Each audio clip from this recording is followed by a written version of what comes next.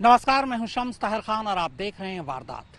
दुनिया में चोर और चोरी के न जाने कितने ही किस्से होंगे, मगर चोरी की जो कहानी आज मैं आपको सुनाने जा रहा हूं, उसे सुनकर आप हैरान और परेशान दोनों हो जाएंगे। हरियाणा के जींद शहर में चोरों ने एक घर की पूरी बुनियाद ही चुरा डाली। चोर घर के अंदर जमीन के नीचे घुसे और घर की बुनियाद चुराकर चलते बने। वैसे शुक्र है कि चोरों ने चोरी के बुनियादी नियम और कानून का पालन किया, वरना पूरा घर ही जमींदोज हो जाता। अपने रुपए पैसे धन दौलत की चोरी के बारे में तो सुना होगा। घर के बाहर खड़ी गाड़ियों की चोरी चले जाने के वाकये भी सुने होंगे। चोरी की सीसीटीवी तस्वीरें देखी होंगी। लेकिन क्या कभी सुना है कि चोर किसी घर के नीचे से उसकी बुनियाद यानी नींव ही चुरा कर ले जाएं और किसी को कानो कान खबर ही न हो? वो भी किसी दूर दराज के इलाके में नहीं, बल्कि भरी आबादी के बीच शहर के मोहल्ले में। मगर आज हम आपको जो चोरी दिखाने जा रहे हैं वो कुछ ऐसी ही है।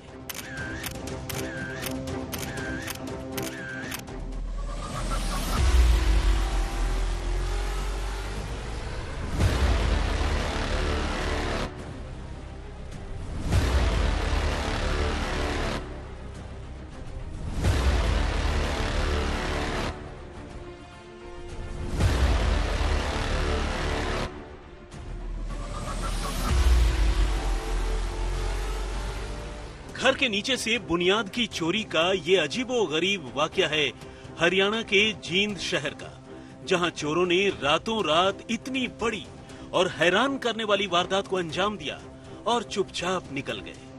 न तो उस घर में रहने वाले लोगों को इस अजीब चोरी का पता चला, न ही पड़ोसियों को और न ही पुलिस को। वो तो गनीमत ये रही कि बुनियाद की चोरी के दौरान घर को कोई नुकसान नहीं हुआ, वरना पूरा का पूरा घर भी जमींदोज हो सकता था।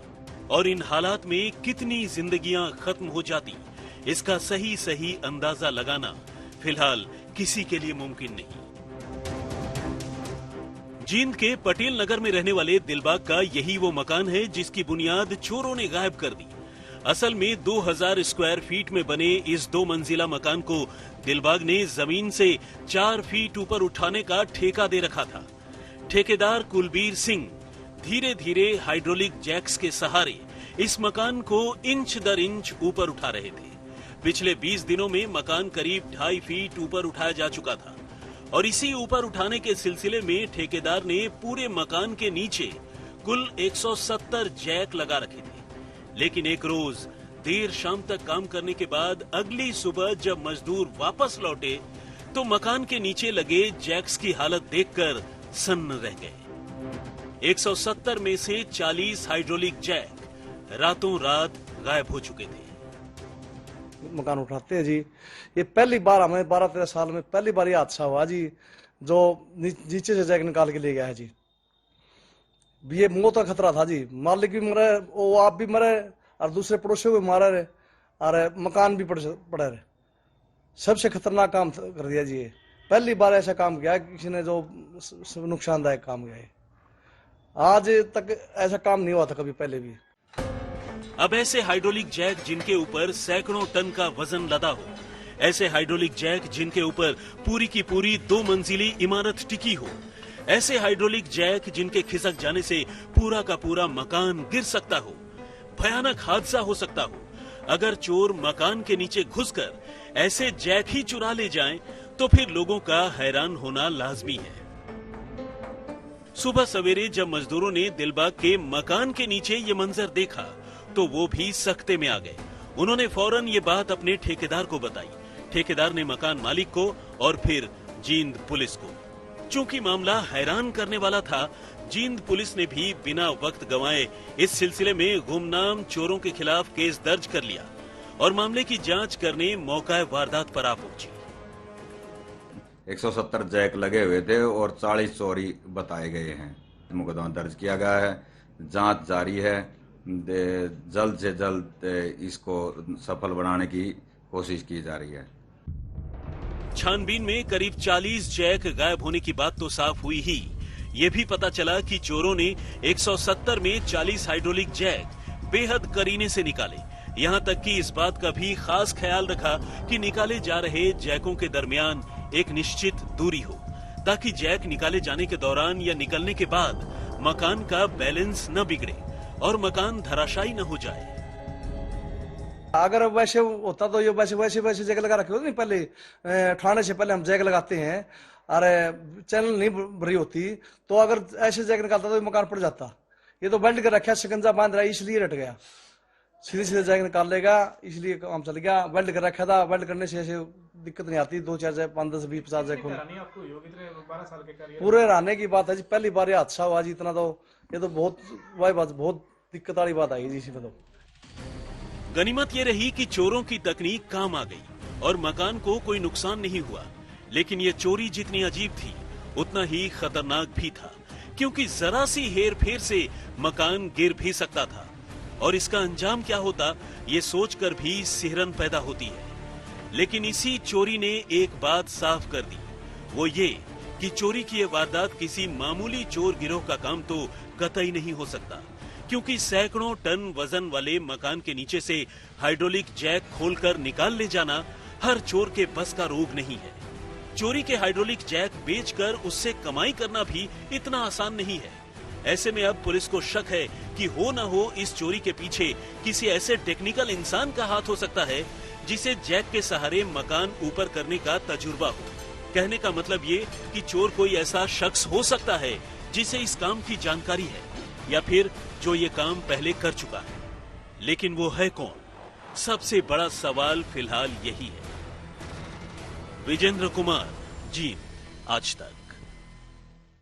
शहरों में अक्सर मरम्मत के बाद सड़कें ऊंची हो जाती हैं। खासतौर पर गलियों में ईंट और कंक्रीट से बनने वाली सड़क का ऊंचा होना आम बात है और इस वजह से सड़क किनारे बने मकान अक्सर नीचे चले जाते हैं। जींद के शहर के इस मकान की कहानी भी यही है। मकान काफी नीचे चला गया क्योंकि सड़क ऊंचा हो चुका था। अब इसी मकान को ऊंचा करने के लिए मकान के नीचे 100 जैक लगाए गए, लेकिन चोरों ने सारे जैक पर ही हाथ साफ कर दिया। पर यह अजीब और गरीब चोरी की किसने?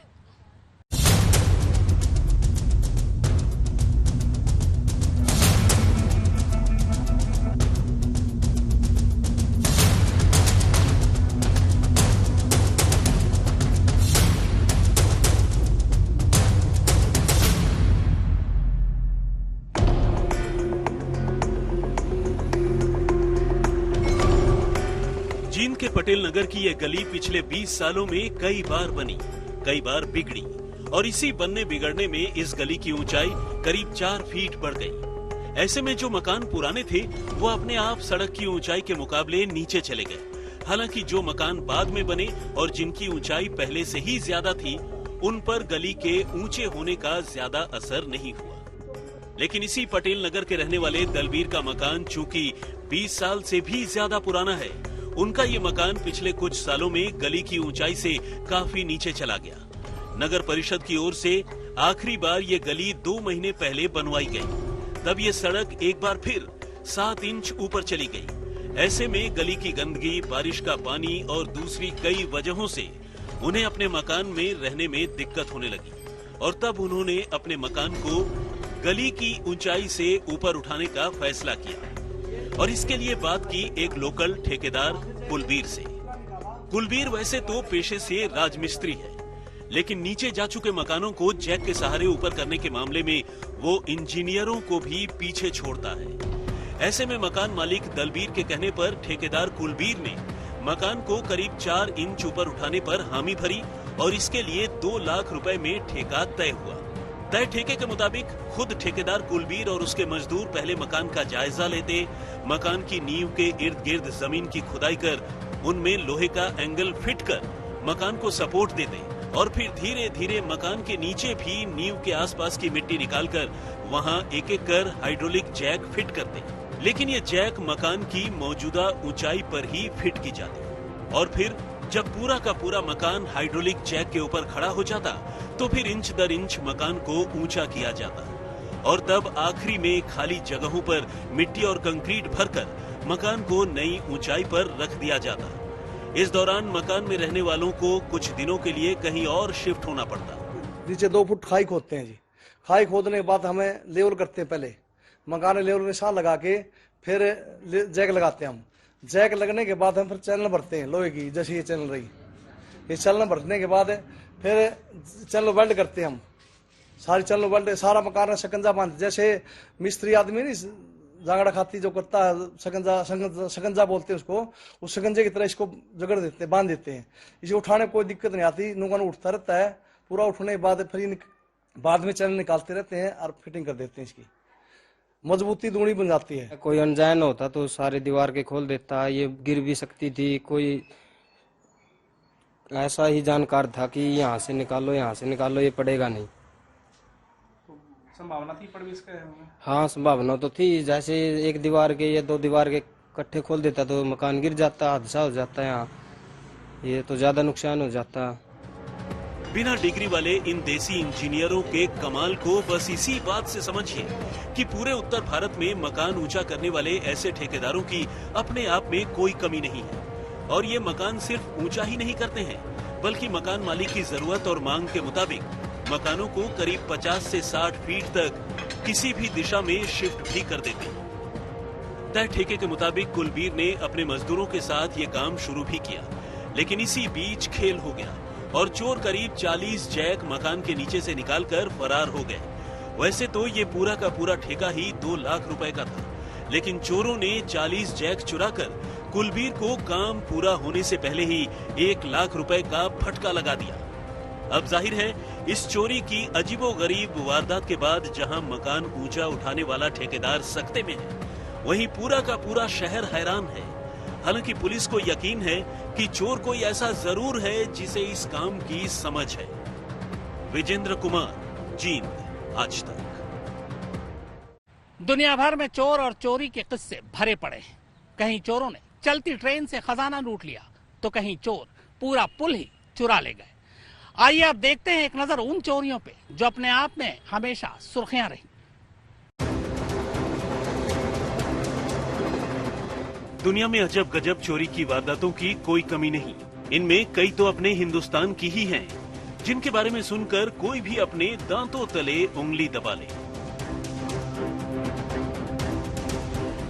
फिल्मों में ट्रेन में चोरी होते तो आपने देखा होगा, लेकिन चेन्नई से सेलम जा रही ट्रेन में आरबीआई के खजाने को चोरों ने इससे भी शातिर तरीके से चुरा लिया।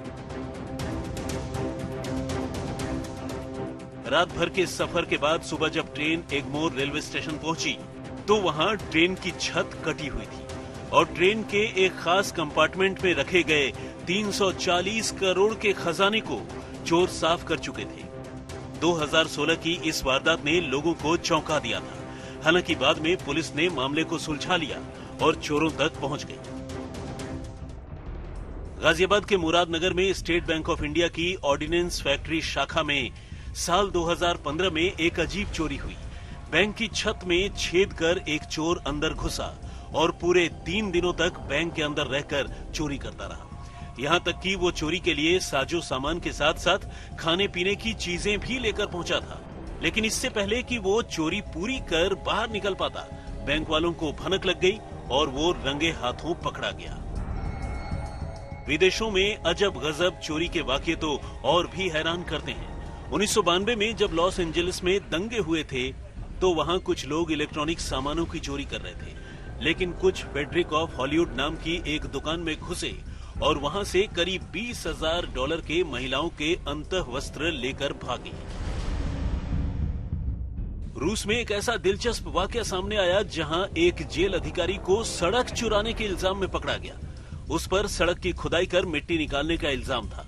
ठीक इसी तरह रूस के ही खैबरोस्क में 29 दिसंबर 2007 को एक स्टील का पुल रातों रात चोरों ने उड़ा लिया। मार्च 1966 में ब्रिटेन फुटबॉल विश्व कप की तैयारियों में जुटा था, लेकिन जो कप इस वर्ल्ड कप में दिया जाने वाला था, चोरों ने उस पर ही हाथ साफ कर दिया। हालांकि बाद में इसे ढूंढ निकाला गया। आज तक ब्यूरो। तो वारदात में फिलहाल इतना ही।